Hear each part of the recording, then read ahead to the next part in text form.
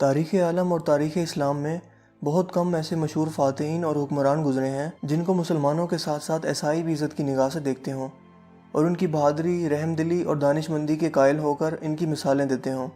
انہی عظیم ترین ناموں میں سے ایک نام سلطان صلاح الدین ایوبی کا بھی ہے، جو کہ ایوبی سلطنت کے بانی تھے۔ ان کا پورا نام سلطان صلاح الدین یوسف بن ایوب ہے اور وہ 1138 عیسوی میں موجودہ عراق کے شہر تکریت میں پیدا ہوئے۔ ان کی قیادت میں ایوبی سلطنت نے مصر، شام، یمن، عراق، حجاز اور دیار باکر پر حکومت کی۔ سلطان صلاح الدین ایوبی کو فاتح بیت المقدس بھی کہا جاتا ہے، جنہوں نے 1187 عیسوی میں یورپ کی متحدہ افواج کو عبرتناک شکست دے کر قبلہ اول بیت المقدس کا قبضہ چھڑوایا تھا۔ سلطان صلاح الدین ایوبی نسلاً کرد تھے اور 1138 عیسوی میں کردستان کے اس حصے میں پیدا ہوئے جو اب عراق میں شامل ہے۔ شروع میں وہ سلطان نور الدین زنگی کے ہاں ایک فوجی افسر تھے، جبکہ مصر کو فتح کرنے کے لیے شیر کو کی قیادت میں، جو کہ سلطان صلاح الدین ایوبی کے چچا بھی تھے، مصر پر حملہ کیا گیا۔ اس میں سلطان صلاح الدین ایوبی بھی شامل تھے، لہٰذا مصر کی فتح کے بعد 1171 عیسوی میں انہیں مصر کا حاکم مقرر کر دیا گیا۔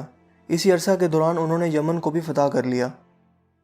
دوستو، نور الدین زنگی کے انتقال کے بعد چونکہ ان کی کوئی لائق اولاد نہیں تھی، لہٰذا سلطان صلاح الدین ایوبی 1174 عیسوی میں حکمرانی پر فائز ہوئے اور یہاں سے انہوں نے مزید فتوحات کا ایک سلسلہ شروع کیا اور دیکھتے ہی دیکھتے 1182 عیسوی تک شام، موصل، حلب وغیرہ کو فتح کر لیا اور یوں اپنی سلطنت کو مزید وسعت دی اور اپنے جنگی کارناموں میں نور الدین زنگی پر بھی بازی لے گئے۔ سلطان صلاح الدین ایوبی میں جہاد کا جذبہ کوٹ کوٹ کر بھرا ہوا تھا اور بیت المقدس کی فتح ان کی زندگی کی سب سے بڑی خواہش تھی۔ اس دور حکومت میں صلیبی بادشاہ اور جنرل رونالڈ کے ساتھ 4 سالہ معاہدہ صلح ہو چکا تھا، جس کے مطابق دونوں یعنی مسلمان اور صلیبی ایک دوسرے کی ممکنہ مدد کرنے کے پابند تھے۔ مگر یہ معاہدہ محض رسمی اور کاغذی ثابت ہوا، کیونکہ صلیبی افواج مسلسل اپنی اشتعال انگیزیوں، قتل و غارت اور لوٹ مار میں مصروف تھیں، یہاں تک کہ مسلمانوں کے قافلوں کو باقاعدہ لوٹ رہے تھے۔ مگر حد اس وقت ہو گئی جب 1186 عیسوی میں صلیبی بادشاہ رونالڈ نے باقی بہت سے عیسائی امراء کے ہمراہ مدینہ منورہ پر حملہ کی غرض سے حجاز مقدس پر حملہ آور ہوا، مگر سلطان صلاح الدین ایوبی کو اس کی خبر ہو گئی، لہٰذا انہوں نے فوراً رونالڈ کا تعاقب کیا اور اسے حطیم میں جا لیا۔ لہٰذا یہاں ایک گھمسان کی جنگ ہوئی جس میں 30,000 عیسائی ہلاک ہو گئے اور اتنے ہی عیسائیوں کو قیدی بھی بنا لیا گیا، کیونکہ اس موقع پر سلطان صلاح الدین ایوبی نے جنگی سوجھ بوجھ اور عقل مندی کا مظاہرہ کرتے ہوئے ایک آتش گیر مادہ زمین پر ڈلوا دیا تھا، جس سے زمین پر آگ بھڑک اٹھی تھی، جس نے صلیبیوں کی کمر توڑ کر رکھ دی۔ تاریخی حوالوں میں یہ بھی لکھا ہے کہ اردن میں کرک نامی قلعہ کا بادشاہ رچنالڈ نامی ایک صلیبی بادشاہ تھا۔ حجاز مقدس کے لیے مسلمانوں کے قافلے اسی کرک قلعے کے پاس سے ہو کر جایا کرتے تھے۔ رچنالڈ نے ایک مرتبہ مسلمانوں کے حاجیوں کے قافلوں کو لوٹ لیا اور بڑے غرور میں بولا کہ بلاؤ اپنے محمد کو کہ وہ تمہیں بچا لے، اور یہ کہہ کر اس نے تمام حاجیوں کو وہیں موقع پر ہی ذبح کر دیا۔ دوستو، یہ خبر جب سلطان صلاح الدین ایوبی تک پہنچی تو وہ غصے سے تلملا اٹھے اور اس موقع پر قسم اٹھا لی کہ جب تک میں اس ظالم کو اپنے ہاتھوں سے قتل نہیں کروں گا تب تک چین کی نیند نہیں سوؤں گا۔ اسی دوران تقریباً 3.25 سال کے عرصہ تک سلطان کبھی کروٹ لگا کر نہ لیٹے، جبکہ زیادہ نیند ان کو ستاتی تو وہ خیمے پر موجود پائیدان کے ساتھ ٹیک لگا کر اپنی نیند پوری کر لیتے۔ دوستو، دوسری مرتبہ اسی رچانڈ بادشاہ نے ایک مزید ناپاک حرکت کرتے ہوئے حجاز مقدس کی طرف اپنی فوج کے ساتھ لشکر کشی کی، مگر یمبو کی بندرگاہ پر پہنچنے پر اس نے موسمی حالات کا سامنا کیا اور اسے لگا کہ یہ اس سے مزید آگے نہیں جا پائے گا، لہٰذا اسی طرح وہ واپس لوٹ آیا۔ اس موقع پر بھی جب سلطان صلاح الدین ایوبی کو اس چیز کی خبر ہوئی تو انہوں نے رچنالڈ کے قتل کی دوبارہ قسم کھائی۔ دوستو، سلطان صلاح الدین ایوبی کو صلیبی اپنی حکومت اور نسل کے لیے سب سے بڑا خطرہ قرار دیتے تھے، کیونکہ وہ ان کی ذہانت، بہادری اور جنگی حکمت عملی کے قائل تھے۔ لہٰذا اس بار انہوں نے 12 عیسائی بادشاہوں کا گٹھ جوڑ قائم کیا اور سلطان صلاح الدین ایوبی پر حملہ کرنے کے لیے نکل کھڑے ہوئے، جبکہ سلطان صلاح الدین ایوبی اکیلا ہی اپنی فوج کے ہمراہ لڑنے کے لیے نکل پڑے اور یوں حطیم کے مقام پر تاریخی جنگ ہوئی جس میں پورا یورپ سلطان صلاح الدین ایوبی سے لڑنے کے لیے نکل آیا، مگر پھر بھی انہیں سلطان کے ہاتھوں شکست کا سامنا کرنا پڑا۔ لہٰذا جنگ میں ہارنے کے بعد جب عیسائیوں کے یہ 12 بادشاہ سلطان صلاح الدین ایوبی کے خیمے میں بھیجے گئے تو پیاس کی شدت سے سبھی بادشاہوں کا برا حال تھا۔ سلطان صلاح الدین ایوبی نے سبھی کو پانی پیش کیا سوائے رچنالڈ کے، لہٰذا یروشلم کے بادشاہ ہامفرے نے اپنا پانی بچا کر رچنالڈ کو پیش کیا۔ اس موقع پر سلطان نے ہامفرے کو کہا کہ یہ پانی اسے تم دے رہے ہو، میں نہیں دے رہا، کیونکہ اسلام میں اگر آپ کسی کو پانی پلا دیتے ہیں تو اسے امن کی علامت سمجھا جاتا ہے، پھر آپ اس شخص پر ہاتھ نہیں اٹھا سکتے۔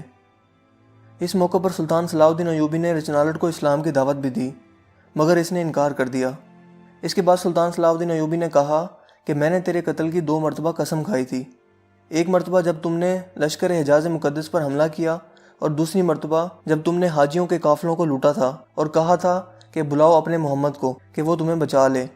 لہٰذا میں نے ان دونوں موقعوں پر قسم کھائی تھی کہ میں تجھے اپنے ہاتھوں سے قتل کروں گا، اور آج حضرت محمد صلی اللہ علیہ وآلہ وسلم کا ادنا سا خادم اس فریضہ کو سر انجام دینے لگا ہے۔ جس کے بعد سلطان نے اپنی تلوار اٹھائی اور رچنالٹ کی گردن کاٹ دی، مگر گردن پوری طرح نہ کٹی اور ایک جانب کو لٹک گئی۔ یہ منظر دیکھنے کے بعد وہاں موجود تمام بادشاہوں پر کپکپی طاری ہو گئی۔ دوستو، اس جنگ کے بعد اسلامی افواج عیسائیوں کے علاقوں پر چھا گئیں۔ حطیم کی فتح کے بعد سلطان صلاح الدین ایوبی بیت المقدس کی فتح کے لیے نکل کھڑے ہوئے، اور ایک ہفتے کی مسلسل خون ریزی کے بعد آخرکار عیسائیوں نے ہتھیار ڈال دیے اور رحم کی درخواست کی۔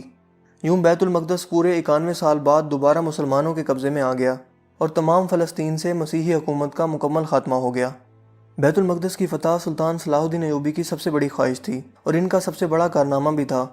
انہوں نے مسجد اقصیٰ میں داخل ہو کر نور الدین زنگی کا تیار کردہ منبر اپنے ہاتھ سے مسجد میں رکھا۔ اس طرح نور الدین زنگی کی خواہش سلطان کے ہاتھوں پوری ہوئی۔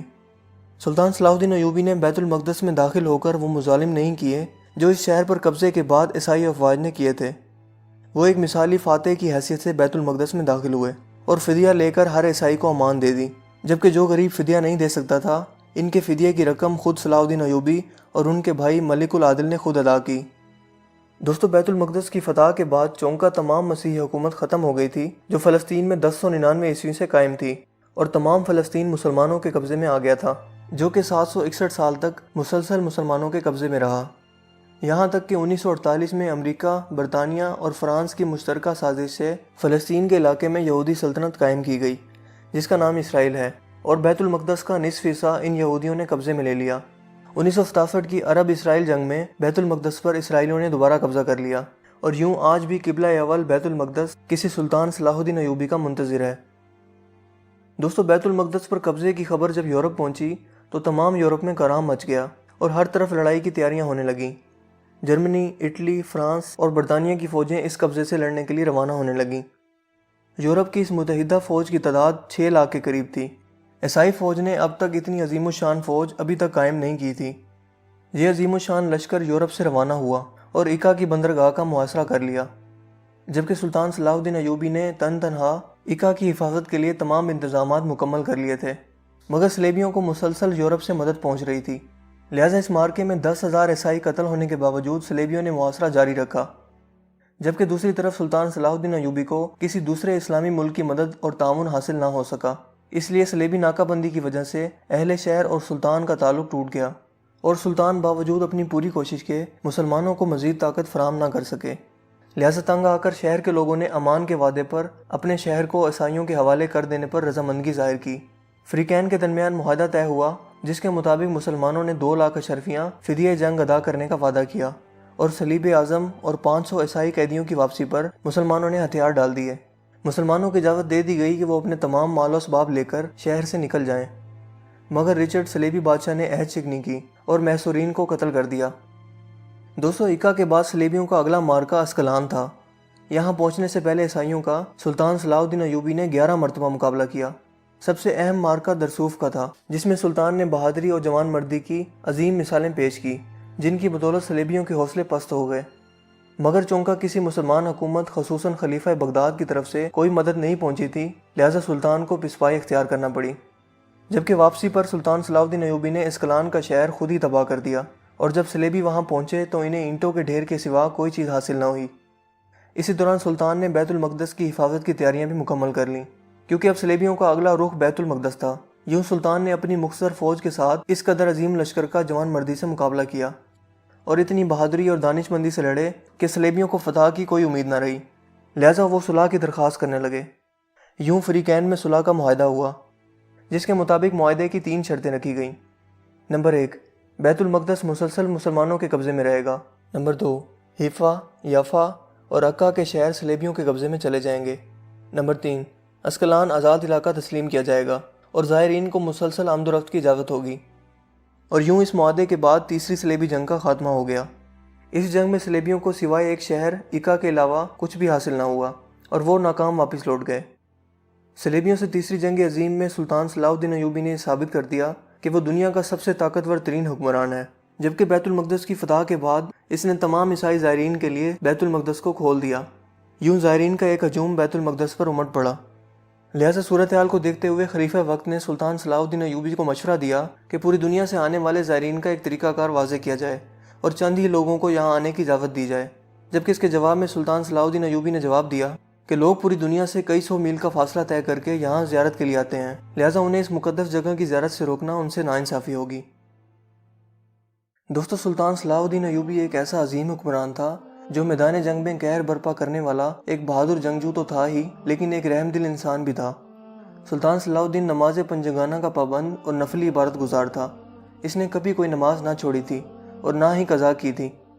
इनके साथ हमेशा एक इमाम मौजूद होते थे, और अगर कोई इमाम मौजूद ना होता तो ये किसी आलिम दीन के पीछे नमाज अदा कर लेते थे जो वहाँ पर मौजूद होता। सुल्तान सलाहुद्दीन ने सारी ज़िंदगी जो कुछ भी कमाया इसका बेशतर हिस्सा सदक़े और खैरात में खर्च कर दिया, और कभी वो इतनी दौलत जमा ना कर पाए कि वो ज़कात अदा कर पाते। उनकी एक बहुत बड़ी ख्वाहिश थी कि वो हज का फ़रीज़ा अदा कर सकें, मगर वो जहाद में इस हद तक मसरूफ़ रहे और ना ही इतनी रकम जमा कर सके कि वो हज का फ़रीज़ा अदा कर सकें। लिहाजा यही ख्वाहिश लेकर वो इंतकाल कर गए।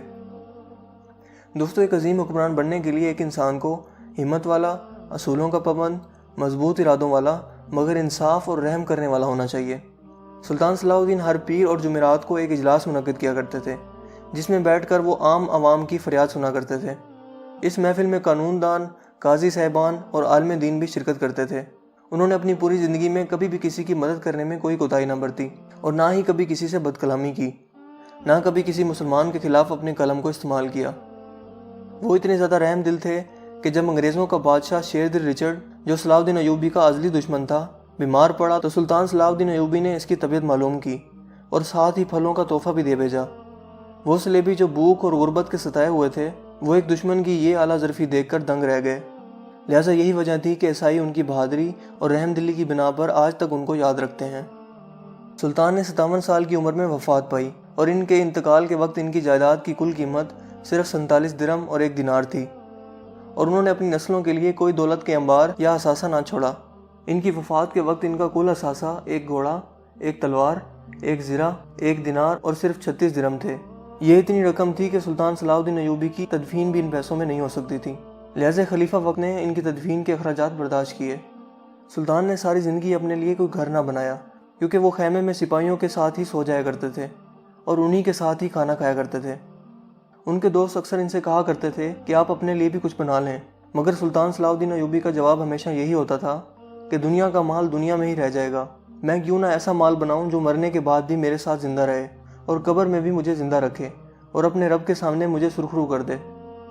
दोस्तों, सुल्तान सलाहुद्दीन अयूबी तारीख़ इंसानी के एक अजीम हुक्मरान थे, जिनकी ज़िंदगी से हमें बहुत कुछ सीखने की ज़रूरत है। वो इस्लामी तारीख़ के हीरो थे, जबकि हमारी नई नस्ल और रोशन ख्याल नस्ल इनकी ज़िंदगी के बारे में बहुत कम जानती है, क्योंकि आज उनकी माइंड प्रोग्रामिंग इस तरह से की गई है कि इनके हीरो सुपरमैन, बैटमैन या इस तरह के दूसरे कार्टून कैरेक्टर्स हो चुके हैं जो कि महज तस्वुराती हैं और हकीकी दुनिया में कोई वजूद नहीं रखते। और हमने अपनी इस्लामी तारीख़ के हीरोज़ की ज़िंदगी को फरामोश कर दिया है। उनकी ज़िंदगियों से सबक लेने की बजाय हमने वेस्टर्न कल्चर को फॉलो करना शुरू कर दिया है, और यही वजह है कि दोबारा अब तक कोई सुल्तान सलाहुद्दीन अयूबी नहीं आ सका।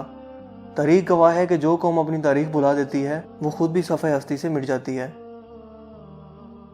दोस्तों, मुझे उम्मीद है कि आज की हमारी ये वीडियो आपको काफ़ी इन्फॉर्मेटिव लगी होगी और पसंद आई होगी। अगर वीडियो आपको अच्छा लगा तो इसे लाइक कीजिए और दोस्तों के साथ शेयर कीजिए। मज़ीद इस तरह की वीडियोस के लिए आप हमारे चैनल को ज़रूर सब्सक्राइब कीजिए। चैनल को सब्सक्राइब करने के बाद बेल के आइकन पर भी ज़रूर क्लिक कीजिए, ताकि हर नई आने वाली वीडियो का नोटिफिकेशन आपको सबसे पहले मिल सके। आप अपनी राय का इज़हार कमेंट्स में भी कर सकते हैं। मेरा नाम है हसीब शफकत और आप देख रहे हैं हंसी टीवी। मैं मिलूँगा आपसे एक नई इंटरेस्टिंग वीडियो में। तब तक के लिए अपना बहुत सा ख्याल रखिएगा। Thanks for watching. अल्लाह हाफिज़।